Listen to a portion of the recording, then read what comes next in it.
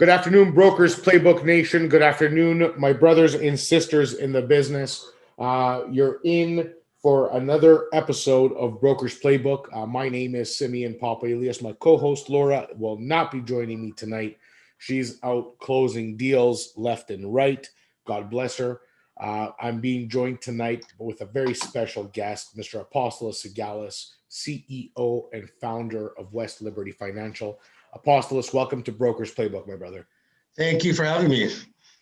My pleasure in having you. I wanted to really go down a few paths tonight with you. It's not often that we have kind of, I'm not going to say self-made because we're all self-made, but where I want to go with this is all of us have a unique way of really taking a look at our practice, building our practices, choosing our niches, and moving in the direction that we choose to move. And the result is really something that we need to be held accountable to, because there's nobody that's going to put butter on your toast other than yourself. With that being said, how long have you been in the business? Tell me a little bit about the origins of West Liberty and kind of the story. Who is Apostolos? What are you about, brother? Well, that's a big question with a lot of moving parts. Sure. It's kind of interesting. I usually start from, is going back to university too far, or? No, it's nothing's too far. You So, go wherever you need to go. You know why? Because now, we're in our 40s and we're establishing our businesses and we reflect on our lives, right? And I'm sure you've had this moment where you realize that what you did or what interaction you had 25 years ago is coming to fruition now. And when you learn that, is playing out. And it doesn't have to be in the real estate industry or the finance industry. It could be, when I owned a restaurant and I was serving a client and they said something, whatever it is, and it comes up and you reflect on that and you adapt. I'm really proud in reflection. Some of the things in diversity I've accomplished, in retrospect. At the time, we were just trying to make it, right? So I did have an athletic football scholarship to university and an academic scholarship. I even studied in Europe, in Greece, Athens. I played for Simon Fraser University, which was the only Canadian school that played in NCAA. So we played in California and Washington. And what was your post, my man? I was a running back, fullback. All right. Yeah. So I carried the ball and did some blocks, and I did some defense and tackling myself, but maybe not NCAA though. Maybe. And I state that because at that time in the 90s, there was no internet, right? We had to to get out. It was actually four of us in Toronto. Another Greek, Bill Matoulis, was part of that kind of opened the doors to the States. And my story was I chose, even though I had much more larger offers to the States, I chose to stay in Canada with Simon Fraser, which was like the number one undergraduate school in the country at that time and going forward. So, there's a sense of pride to that. Like we had the tapes, we had to send them down by mail, right? Yeah. So imagine with the VCRs, and my buddy on the van. So it was, it was a big challenge to get your name out. And I graduated there, had a stint in the CFL. From there, we opened a restaurant called Flavor Dessert Cafe in the late 90s. My parents were kind of bakers, Greek bakers, and we expanded that where we had ice cream, kind of like a Dimitri's with food and a bar. Did well. I'm a 24 opening this restaurant, 100 seats. We have lineups every night. People still come up to me like, hey, you're from Flavor kind of thing, right? But running your business at that age, with 30 staff working for you and, just learning how to multitask, right? When I went to the bank, eventually I'll get to that. I remember walking the bank and seeing hey, how's it going? Talking to my colleagues and oh, we're stressed out. Like, why are you so stressed? Well, I gotta make this call. I gotta do this. I'm like, that. Imagine having to line up the door, seeing someone. What year is it? What year is this? We're talking 97 to 2003, right? So 24 to 30, right? So imagine having to line up the door, seeing somebody busting a table, going to the dishwasher, clean some stuff, go make a crepe, and come with a big smile on your face at all times, right? Like you're thinking of 5 things at once. And that, when I went eventually into banking, was a great and a big tool in my everyday life and business, right? So after 5 years with Flavor, we decided to franchise, and I was actively looking to do that. We had a couple locations that fell through, but one of my customers was the general manager of CIBC Small Business. And he asked me, hey, Apostolos, what are you doing right now? I'm like, well, I'm looking to open other stores. He's like, well, we have a position where we're looking for business advisors, senior advisors who've actually run businesses. Insane. It's kind of a different animal, right? Like we can't have tellers talking to these people. They're going to get eaten alive. And, I had my university degree. I had my accreditation CAC too. So I'm like, okay, I get a salary. What? Monday to Friday, 5 o'clock off, weekends off. I'm like, let's do it, right? Think about it. I'm working till 1 o'clock at night, dealing with whatever the restaurant's doing. I'm like, this is going to be great. I moved up pretty quick there. I ended up managing 3 business branches in Forest Hill. So Daniel Leather was my client. And I handled imagine about 200 million. I handled all their financial needs. So investments, banking, personal lending, commercial financing, residential. I touched on everything. And I would sit with these guys who tie in Jewish developers, established businessmen, and just sit there and talk about their business. And I would be learning more from them than they would be me. And everybody wants to talk about their business. And when you're their banker, there's a little more comfort there. It was great. What does a McDonald's do? Open the filing cabinet. Oh, this is how you run a McDonald's? It's funny because what it sounds like to me, it's probably where you learned that the less you talk, the more effective you become. And I learned pretty quick. The guy that walks into your office and tells you how big time he is not big time. That's right. The guy who sits down and just, he's dressed like a schlep, and that's the guy who's big time, right? So it was an amazing learning experience. By the end, I was ready to move on. I was getting frustrated by obviously the compensation when, I'd be closing a $1 million investment deal, and I got a gift card to Best Buy, right? Whereas my equivalent at CIBC Wood Gundy, would get 35 grand on that, or vice versa as a mortgage, right? So I think at that point I was ready to move on my own, right? So we moved out and eventually opened Wesley. Well, I mean, first and foremost, there's a time and place for everything. So you would have never been able to see the opportunity of doing it on your own if you didn't take the salaried position that you appreciated when you got. So, absolutely. So to put things into perspective, and this is where truly, genuinely, patience comes in. If anybody thinks that after 20 years in business, you're the same person you were 20 years ago, you got another fucking thing coming. I'd be offended by that. Yeah, you wouldn't recognize yourself, let alone. So what I want to do as we go through your story, Apostolos, I think it's very important that we recognize the key moments, those pivotal moments that shape a man or a woman down her journey. In those, for me, as far as I'm concerned, you grew up in an entrepreneurial home. You had a shot early on with football. You get out of football, you get into the restaurant biz, like many Greeks do. I was born in a pizza bowl. So it's a rite of passage, right? As far as I'm concerned, it truly is a rite of passage, depending on your background. So you get into the restaurant biz, you see quickly how business works. You're in, you're out. You go down the corporate path, you see success. And now you start to see that success can only be looked at as success if you're okay with other people profiting off your back. Well, you're doing the best if you're representing them. You're doing, look. No, but what I'm getting at is you made a comment saying that if I was at Wood Gundy or if I was on my own, I would have made 35 grand and I got a Best Buy card.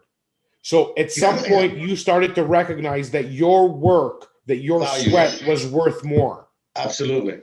Got it. And by the way, there's some humility in this too, right? Of course. So when I was at, the restaurant is pretty popular, right? So a lot of people know you. You're young, you have an ego, you're like a big businessman, right? So when I went into CIBC, a good friend of mine was in restaurant business too, and he went to CIBC too at the same time, different banks. And within 30 days, we're talking about it, and I'm like, Dave, can we swear on this podcast? Or yes, we can swear on this podcast. We're talking on the phone, and I'm like, Dave, you know how we thought we were big time businessmen? And he goes, yeah.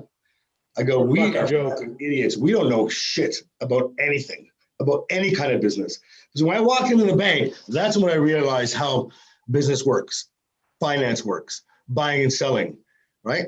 So me being in the restaurant business gave me the skill set, like I said, multitask, dealing with people, dealing with issues, putting out fires, looking at how to market yourself and that. The bank taught me real knowledge about the financing world in all aspects, right? So, I can easily talk to a client and move and shift from residential to commercial, business consulting, and all that. So that's an aha moment, knowing I'm an idiot, right? Knowing that I have a lot to learn and I should shut up and start listening more, right? And that was early on. And then going through there, for 5 years, you learn a lot, right? And then at that point, that's aha moment when I saw that Best Buy gift card for $50. I'm like, what am I doing here? That's right. Right? It's time to go.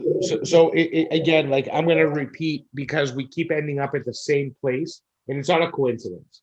But I want lessons to come out of here because you said like there was a time that I realized, that I just had to be more quiet than jibber jabbering because the real value comes out of service and the real value comes out of actual strategic movement and learning knowledge. And you can never ever deliver a proper experience in strategic advice if you talk too much and you don't just shut the F up and listen to your client's needs. Yeah. Yes. You don't. That's a good point, especially in finance, because we're kind of like, we're hovering between customer service and reality, right? Like I usually tell realtors, listen, just focus on your business. You always have to have a positive experience. Don't get into the finance talk.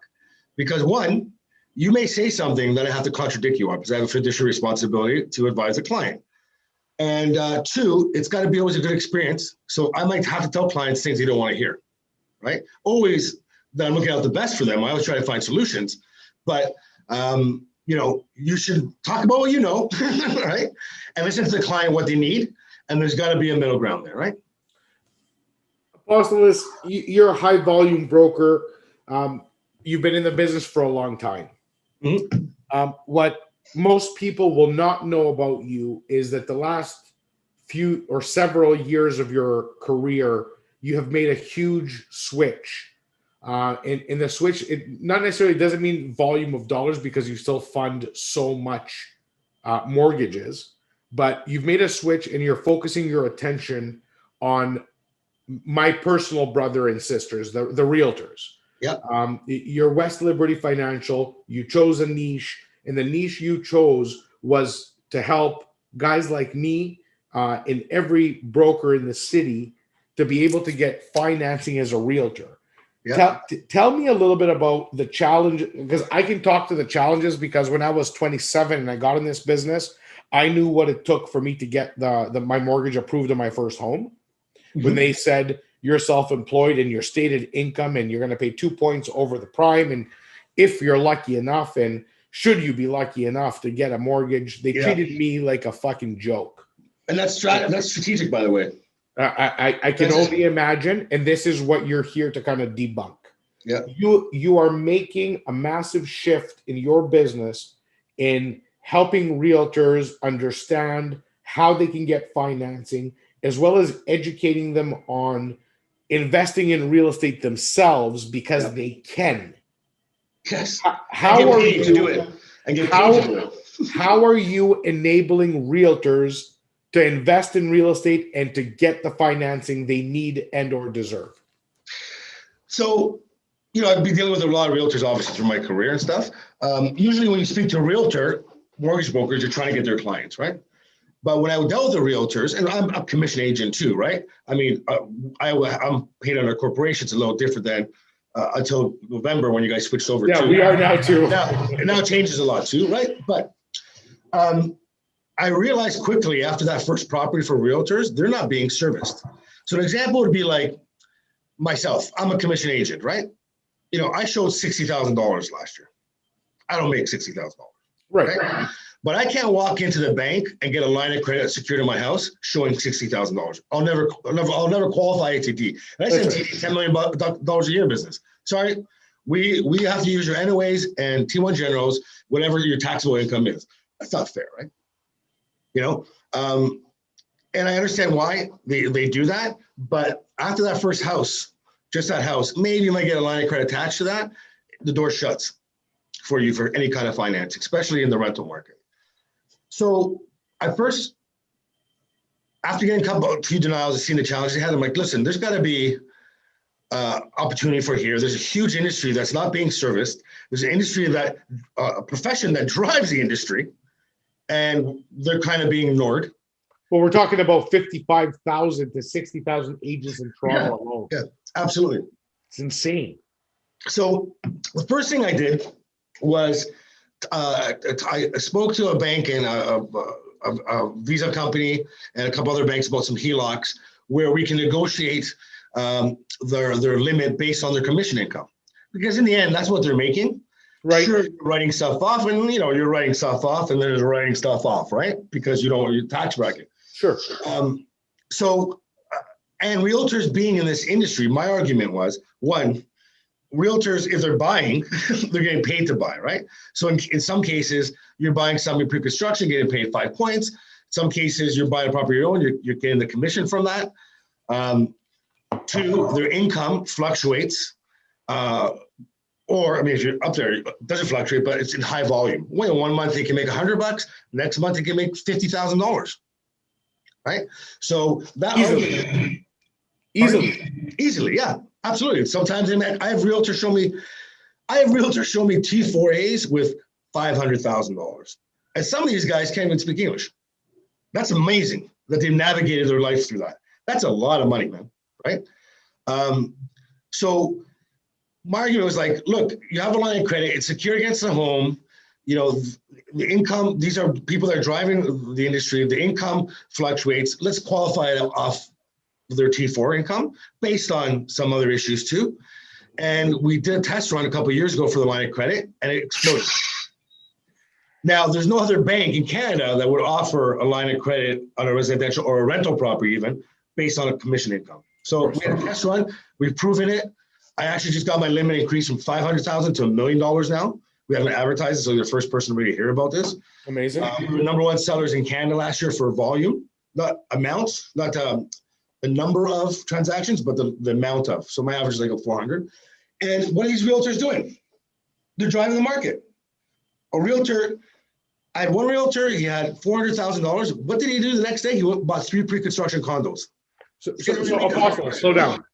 Tell me, I want this to be crystal clear, because this is a very unique offering. It's not one that I've seen before until I met you. Honestly, there has never been a product like this. Never existed. So I want you to take me, pretend I am the biggest clown in town and I don't understand English. Well, we don't say that. We say, I got that line from Denzel Washington. Talk to him like a 4-year-old. Right? Thank you. Talk to me like a 4-year-old. What is your focus right now?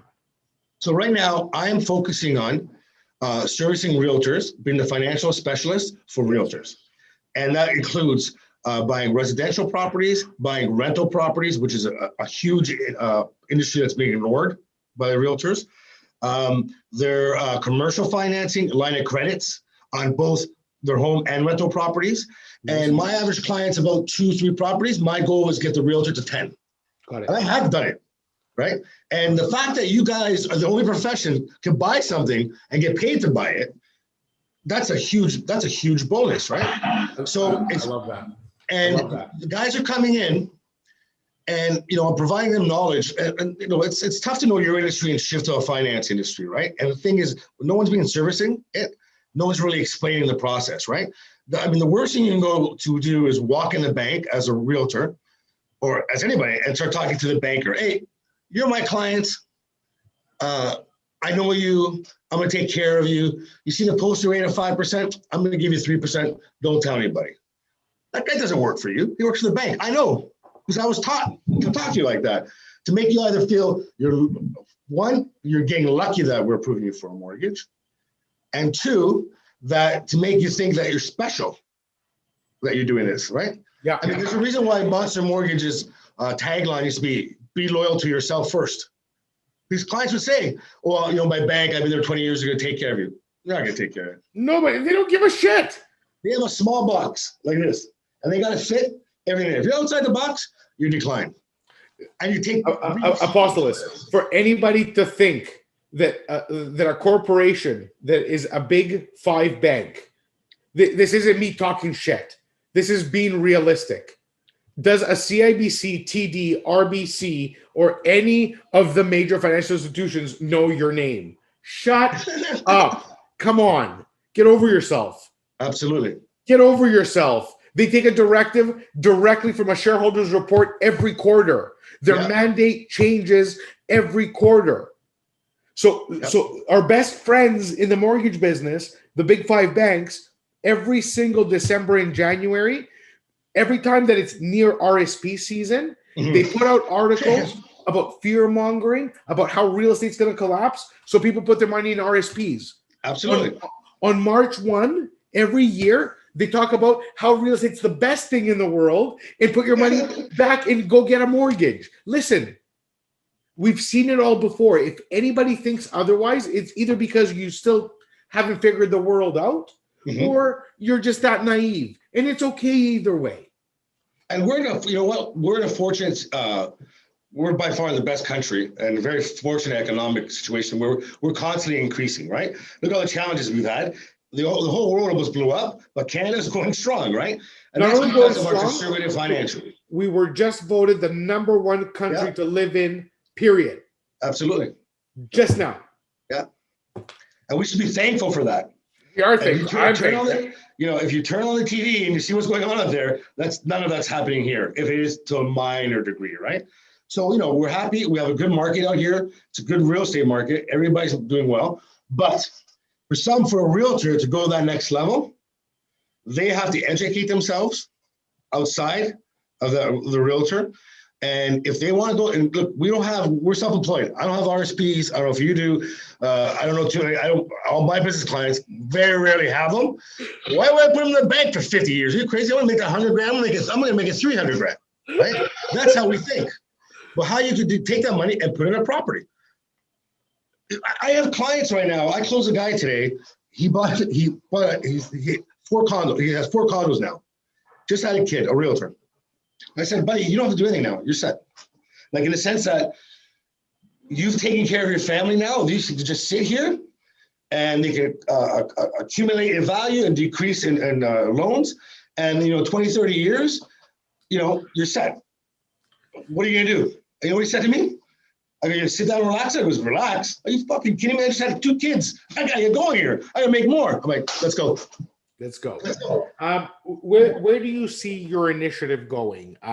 Once realtors really, really figure out what the program is and that they have a lot less limitations than they ever thought. Let's say this thing catches on fire. Where do you see this program going? Are you ready for that kind of scale? And as a businessman, this comes again back down to being humble. Do you feel you're ready for the kind of scale that you might get? So we talk about moments in our lives that reflect on. One of my waiters named George Albertus in 1999, we got a huge line by the door, and he said to me, like, we're swamped. There got people, and he goes, look, buddy, you can only take as much business or process as much business as you're prepared to do or you're set up to do. If you have 2 waiters, you can't fill the place. You need 4, right?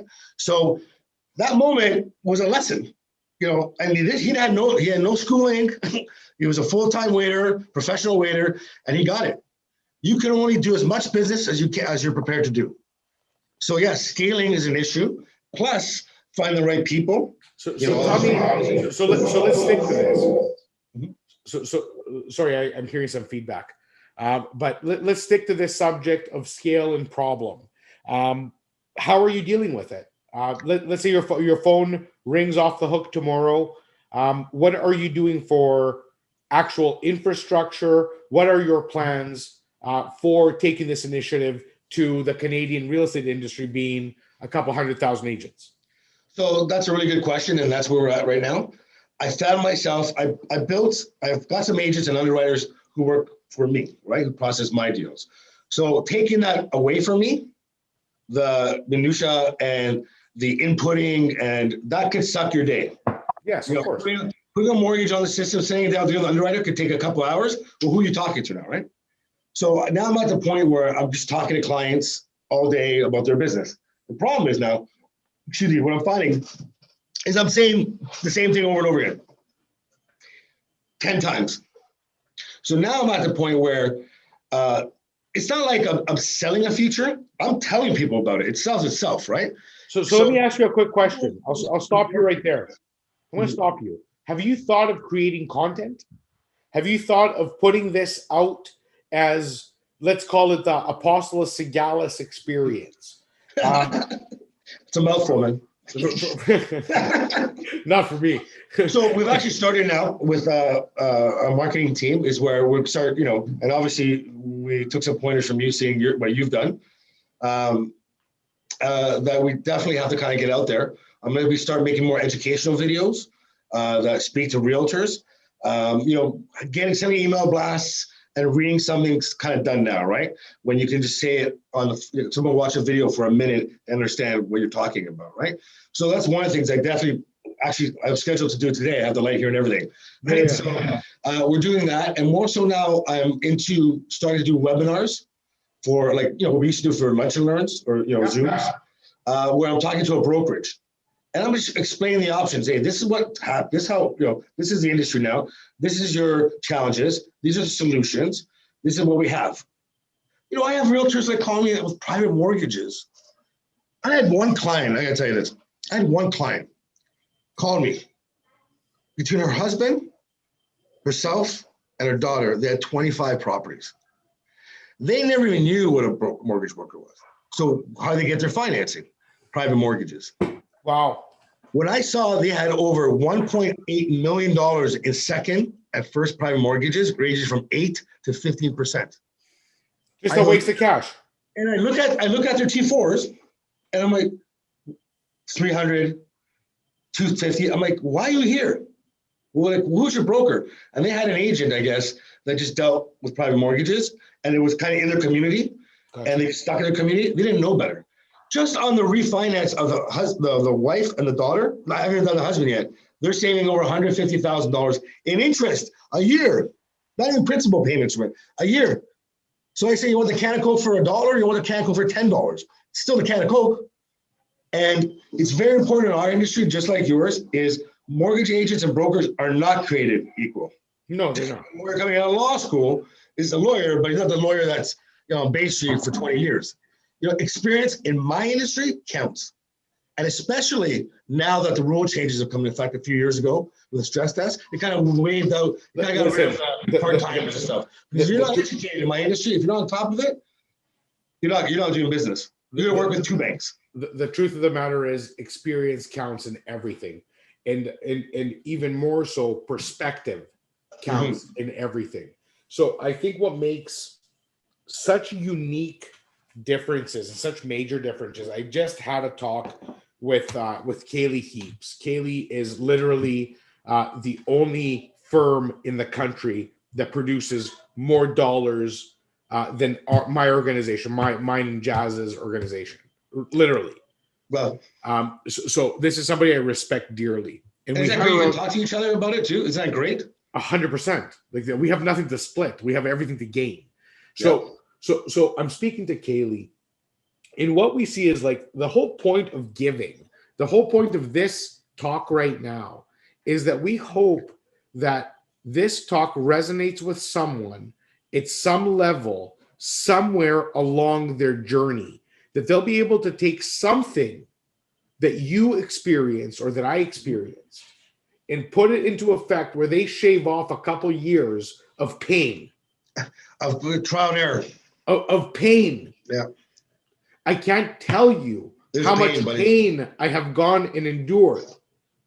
Not because I couldn't avoid it, because it's a natural journey. Mm-hmm. There is no way to learn unless you get smacked in the face. Yeah. Not once, not twice, but you want to go out and get it. If you don't want to work for a salary, taking a salary, there's nothing wrong with taking a salary. But if you take a salary, you're avoiding the pain. If you want to call something your own, if you want to make your own mark, It takes pain. Yep. A lot of it. It Yeah. takes risk. It takes fear. It takes getting beat up. So I'm speaking to Kaylee, and Kaylee didn't come from a golden and silver spoon either. They moved here in the 80s. Her mother did what she had to do. She's breaking down her story. Hard to see that now because they've owned Midtown Toronto for 20 years. But if you ask Kaylee what that looked like in the 1980s, she'll tell you where she came from. So I think it's so important that people put into perspective that their journey is their own. I think people owe it to themselves to really echo and resonate and take a moment to reflect on being able to call an apostolos who's been in the business damn near 3 decades.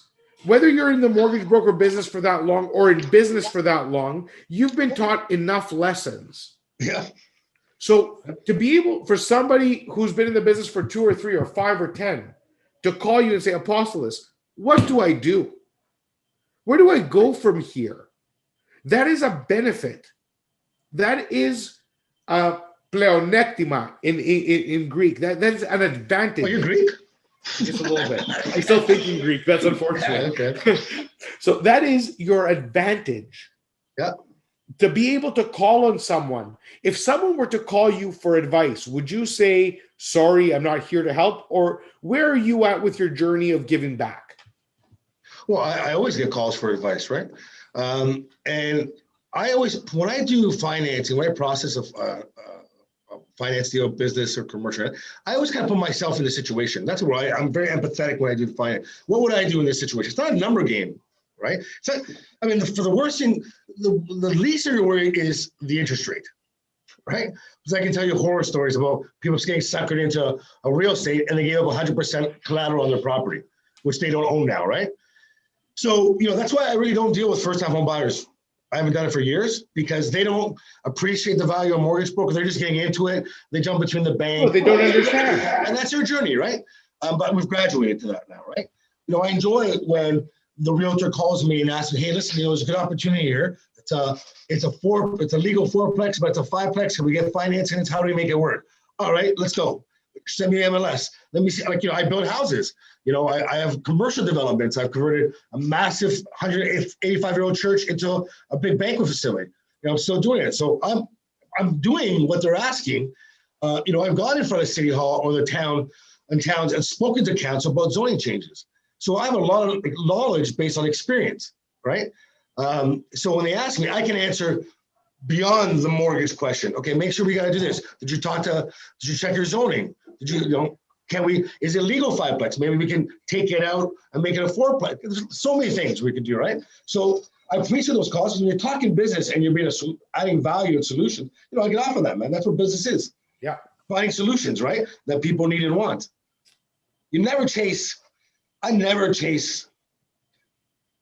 I'll tell you the big difference between banks and brokers, and I'm really glad that Fiscal came in years ago and cleaned up the industry and exam stuff, is that when you're at the bank, okay, so stimulus, you walk in, and I pull the whole story to you, right? Like, hey, you want a mortgage? Well, the postal rate's 5%, but I'm going to give you 3%. Don't tell anybody, right?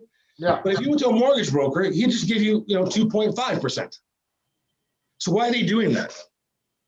They're doing that because if a guy sells you a 3% mortgage, he doesn't get paid more. He doesn't get a big bonus. All he does is only has to produce one mortgage for the month for his quota.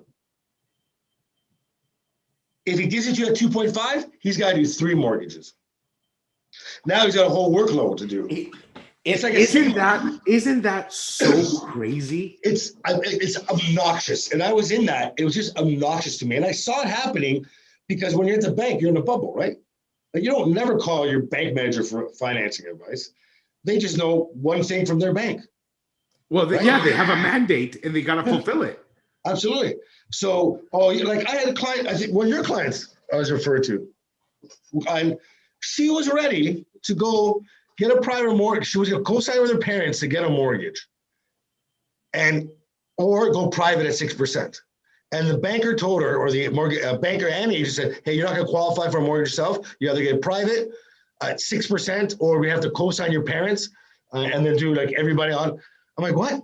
24 hours got approved. Less than 24 hours at an A rate of, at that time, 2.59, which is an A rate now, right? No doubt. So, hey, there's no free, I don't get paid differently if I put you in 2.59 or 2.79. They've cleaned that up. And in the end, I got to look in the mirror.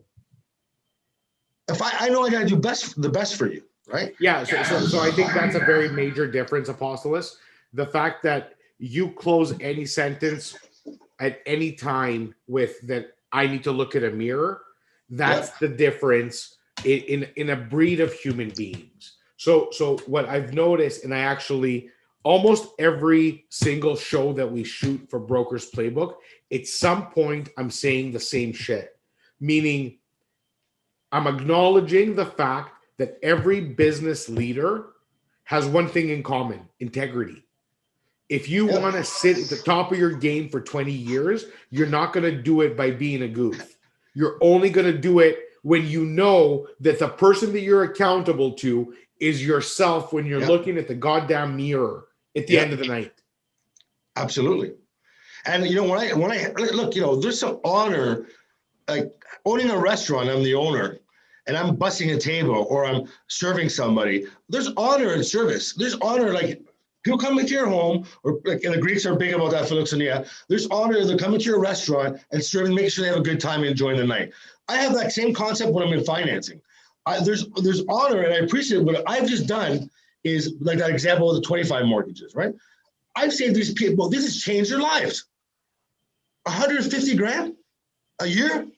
Yeah. Think about that. Yes. The first-time home buyer or realtor, like, you know, she was ready to make a huge mistake. You know, difference between 6% and 3% or 2.5.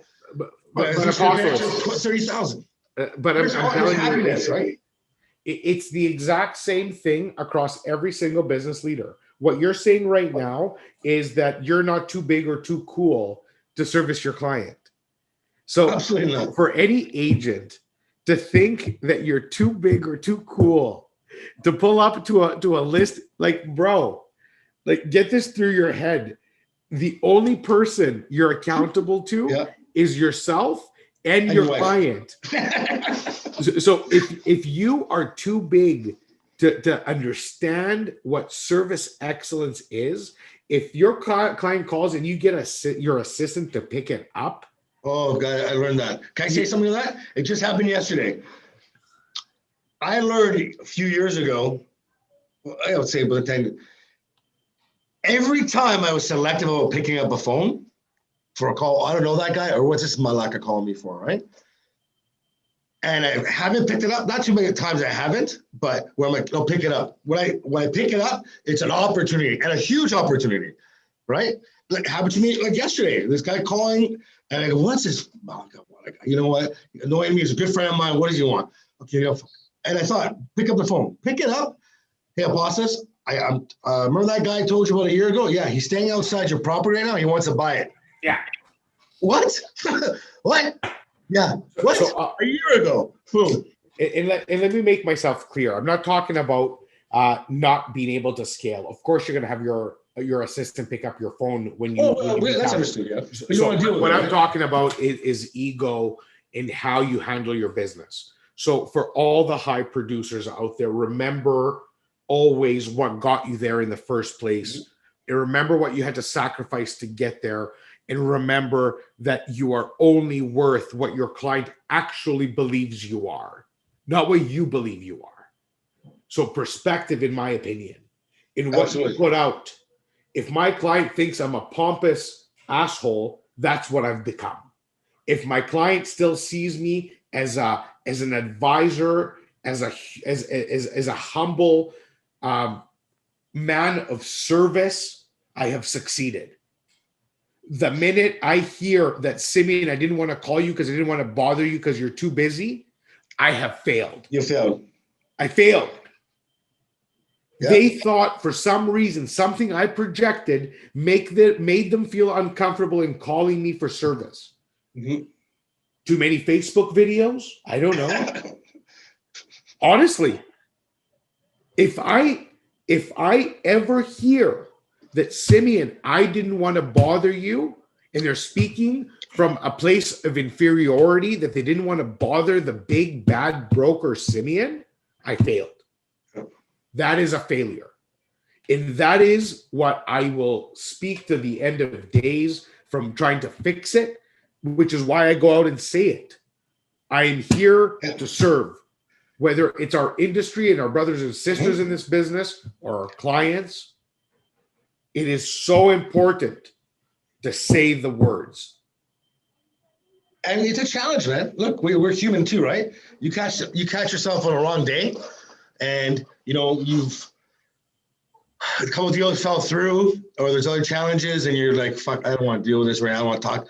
And that's the challenge, man. Look, my biggest challenge as of that I'm really focusing on, we talk about ego, right? And it's not about ego that I'm too big or anything. No, I'm humble and I appreciate everything. My ego will probably come in play sometimes when I get challenged about my financial advice. So I've done good for that person. That, for example, a client the other day who I saved him on a deal, and they're like, well, I heard that I should be in a 1 year rate. Well, why a 1 year rate? Well, my dad told me not to do this. Your dad, right? And I'm like, what? I'm like, so like, what? Right? I've helped you in a situation, and it's tough because that's the person's father, right? So you got to be respectful, right? But then you're like, well, who's this person that's interjecting themselves in something they don't know? And by the way, he's like, he's not even in the finance industry, and advising their child, or a 20-year-old something, what to do financially, where I have so many years experience. And there's challenge sometimes on that, right? It's like, well, look, I have experience, you know what? And the solution is, let's get on the phone with your father and I'll discuss what and I've already explained it to the person. They agreed. Let me explain it to your father, who, by the way, puts a little challenge. There's an issue with that too, right? Because now my client's being influenced. Like when I was at the bank, sometimes I have to get independent legal advice, right? And I've seen it a lot when husbands and wives come in, or especially with an older parent, there's pressure to sign, right? If I don't like it, go get an ILA, right? So, let's talk to your father. Let's talk about the situation, and they'll come around, right? Let them make it, and then go, look, okay, now you guys decide what you want to do. But I can definitely see how you get frustrated because it causes such a massive issue. And you're damned if you do say something, you're damned if you don't, because then you're disrespecting and kind of dismissing their family's advice. But really and truly, Buddy's dad doesn't know his head from his ass, so he's giving bad advice. Yeah. I get it. We see it across. And I'm sure this got to happen to you too, right? Yeah. About buy that house, and they say something so ridiculous. Yeah. Right. Yeah. That's my second challenge. When you say something so ridiculous, it's so, and there's so many typical things, right? Where I've learned, like, well, instead of saying that's not true, I say, well, that's not accurate, right? And I learned that watching Dragon's Den. When was Mr. Wonderful was on top of this, just abusive to this, who seemed like a really educated, articulate woman, and she kept her ground. She said, "Well, that's not accurate," and just diffuse them, right? Like, well, that's not accurate. But if she said that's not true, then you're argumentative, right? Yes. So you learn, right? That took a while for me to learn, right, kind of thing. So I learn every day, man. My dad would say, Tora, I'm old now. But I learn every day, man. Every day I learn something new. Every day. Every day. My kids teach me something new every day. How to see the world, how to do things, how to think about things. And we talk about reflection. And the biggest benefit to me in my life in the past few years is reflection. When I go home at night, put the kids to bed, my wife will go upstairs, or maybe I'll take a break, and I'll sit there and I'll reflect on the day. I'll say, okay, what happened here? Just in my head, right? And then it'll just come to me, like being in the stores. Sometimes I get an answer to a question I thought about a month ago, right? Hey, remember that? There's your answer. Maybe that's in silence. It isn't being in silence, right? I used to have my greatest ideas when I was on the beach in Greece. or on the toilet. And then I realized it wasn't about being, beach and grease or on the toilet. It was about being in silence with yourself. And taking that, and my wife's a big push on meditation. And, I don't formally meditate. I don't sit there, oh, give me the answers. I just ask myself questions. Okay, what could I have done here differently? Have a stiff drink. That usually helps take the edge off, right? It sure does. But reflection is a big thing. What I did recently, I think, so West Liberty Financial was, independent brokerage. We're merged with a trial agreement with TMG, which is one of the largest companies in Canada, Bridge Financial, and then West Liberty. And one of the CEOs, not the CEOs, but one of the guys on the board who worked here, I've known for years. And he goes, well, why do you want to move, right? Like, why you want to do this? And I said, look, man, I can't be the smartest guy in the room anymore. That's right. I can't be an island. I can't be in a realtor brokerage talking to realtors all day and not having new information coming to me, or just talking about a deal. Well, in my office, we have about 10 brokers. Not right now. They all have their kind of book of business, all different things, and we'll sit there and talk about it. Like, have you done a commercial deal like this? Try that. Or just talking it to them, you get the answer yourself, just talking it out. 100%. And the truth of the matter is, unless you surround yourself with people that are greater than you, smarter than you, faster than you, stronger than you, you're just never going to grow. So it is, I don't want it to sound the wrong way when you say, I don't want to be the smartest guy in the room, but if you are the smartest guy in the room, you're destined to now go on a downward trajectory as opposed to an upward trajectory if you're not being challenged. So I wholeheartedly, agree with always surrounding yourself with people who can and have the ability to challenge everything you do and push you to the next level. And more so to Sabim is being in an office where there's a mutual respect, because we're all independent. So we're sharing knowledge. There's no, and we're all guns, right? We're all alphas doing well in our book. There's no jealousy. There's no one trying to take advantage of anybody. You don't get to this level with these guys or a level by screwing people over, right? And trust me, we all know when we're being played, right? I can tell. I've talked to a lot of clients, business and banking. I know where you're bullshitting me. I know when you're being insincere. I'll tell you the one thing I just talked about what I think about it. The person that comes in, hey, you take care of this deal for me, I'm going to send you a lot of business. Every person that says that never sends business. Never. A lot of realtors are guilty of that too. I'm like, buddy, don't worry about the business. Let's worry about your deal. And we'll talk about that after, right? But, then I'm chasing, right? Just focus on the deal. I don't think that has to do with realtors. I don't think that has to do with realtors or brokers. I think it has to do with people. People will always look at, well, not people. Those people always look to find a benefit from promising something they can't deliver on. And it's just not, it's not the first time you've heard it, and it won't be the last. And it is what it is. But now I have an answer to it, right? Where I say, hey, let's focus on your deal, and then close that, and then we'll figure out the rest after, right? So I take it off the table, and I appreciate it. Let's focus on you. And then, so I learned that, right? To change it, and then there's no animosity after, like, where's my deals, guy? Right? So I just learned to do good for the client. Things I even learned in restaurants would translate. Like when I was serving, they'd be like, oh, what do you think of this steak and crab dinner? Well, look, you know what? I'm not a big fan of it, but a lot of people like it. Or I don't like steak. You're just being honest, right? Oh, the steak's so great. Hey, my name's Apostolos. How you doing? I'm going to do this. And get out of here, man. Get out of here. Right. Just be sincere and honest. Being authentic. It's all it is. Apostolos, I want to thank you so much for all the gems you dropped on everyone tonight. There is absolutely no doubt that we're going to be putting some features together. I'm extremely curious to find out more of the Realtor program that you've put together. I only discovered it earlier today when you kind of send me over the stuff that you're working on that we could discuss potentially on an interview like this. Yeah. So I'm extremely curious to learn a lot more about it and how this, like, my interest is peaked. Let me put it that way for me personally, above and that's what it beyond is. everyone else. So It's if just you me telling the information and they get it. yeah. Right? So I mean, if you're able to stretch my leverage into 5x, 10x, etc., where I can buy more property and keep growing my portfolio using my commissions as opposed to my line 150. This is going to be a really big. This is going to be a pivotal moment in my investment career. So I'm looking forward to it, brother. I appreciate your time and you coming on board.